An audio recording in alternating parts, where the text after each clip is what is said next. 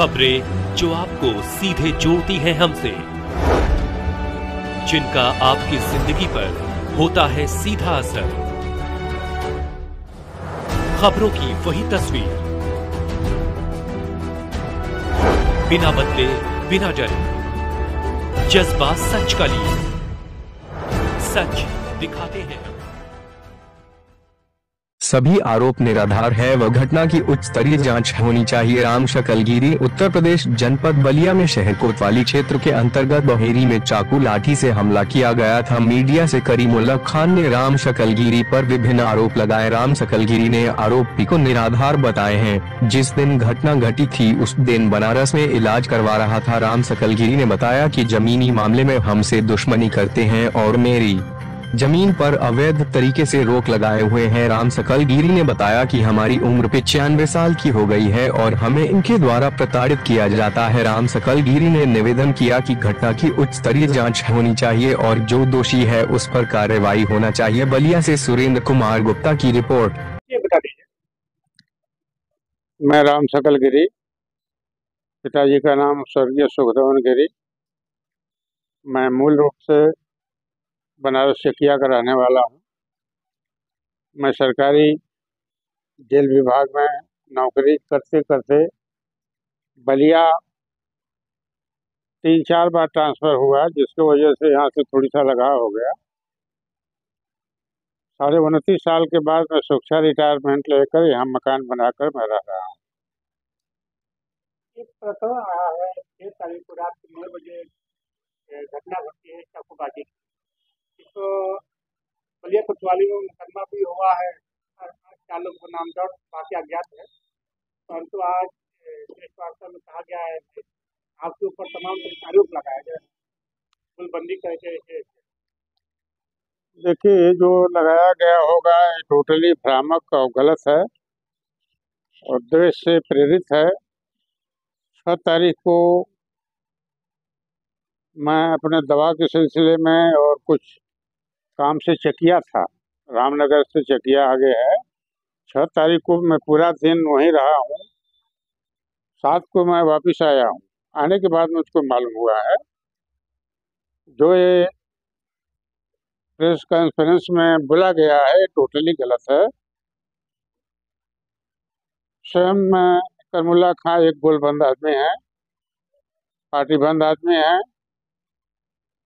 Property dealer है। जबरदस्ती से लोगों का जमीन कब्जा करके वो बेचते हैं। क्योंकि मैं भी जमीन का व्यवसाय करता हूँ, लेकिन नफा तुला व्यवसाय करता हूँ। मैं किसी के यहाँ जमीन खरीदने के लिए नहीं जाता हूँ। स्वतः लोग हमारे यहाँ जब आते हैं उनकी ज़रूरत के अनुसार मैं पैसा देता हूँ, जमीन लिखवा देता हूँ। बिक्री भी करता हूँ, तो जो आते हैं मैं उन्हीं को देता हूँ। किसी को बुलाकर अपने यहाँ जमीन मैं नहीं देता हूँ।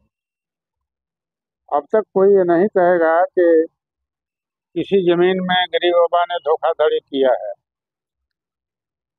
उनका ये कहना है सत्ता पक्ष वो है भारी है, तमाम तरह के इशारे हैं। सत्ता पक्ष में एक सम्मानित व्यक्ति हूँ। सभी सत्ता पक्ष या विपक्ष सभी लोग से हमारा संबंध है। मैं जिले का एक सम्मानित व्यक्ति हूँ। मैं अपने गोस्वामी समाज का एक अरसा से जिलाध्यक्ष था। इस वक्त मैं संरक्षक हूँ। टाउन हॉल सोसाइटी का मैं वर्षों से अध्यक्ष हूँ। तमाम विद्वान हमारे साथ में हैं, हमारी इज्जत करते हैं। हमारे ऊपर किसी प्रकार का कोई दाग नहीं है, तो इसलिए प्रतिष्ठा में हमारे साथ ज़्यादातर लोग है ही हैं और रहेंगे। क्या उनके आपकी कुछ पुरानी रंजिश है क्या?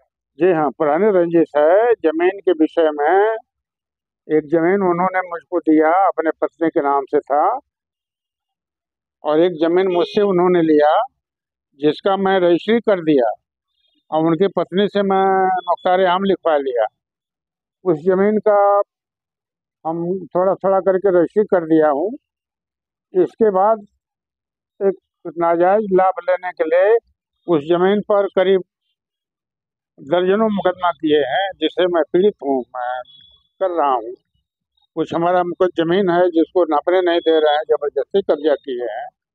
गढ़वा रोड की एक जमीन है सड़क पर, जबकि उसमें उनका कोई अंश नहीं है, उनके नाम से वहाँ कोई जमीन नहीं है, फिर भी 3-5 करके जमीन हमारी नहीं नापने दे रहे हैं। और यहाँ विवाद जो जिसमें माटी भर रहे हैं, ये तमाम लोगों की जमीनें हैं, सबका जमीन नाप कर बगैर नापे भर रहे हैं, जबरदस्ती से लिखवाने का प्रयास कर रहे हैं, लोग पर दबाव दे रहे हैं, और जो जमीन नहीं दे रहा है उस पर मुकदमा करवा रहे हैं, और ये मिथ्या आरोप लगाए हैं कि गोलबंद आदमी हम। मैं कतई गोलबंद आदमी नहीं हूँ, क्योंकि विशेष समुदाय के गांव में मैं हूँ। फिर भी यहाँ सर्वे करा लें, कितना मुसलमान हमारे खिलाफ जाते हैं, स्पष्ट हो जाएगा कि मैं किसी के साथ कोई धोखाधड़ी नहीं किया हूँ। जब होता है तो कुछ न कुछ मदद मैं किया करता हूँ। इसका तात्पर्य है कि जो भी आरोप है बेबुनियाद है। बेबुनियाद है, कोई उसमें सही तथ्य नहीं है।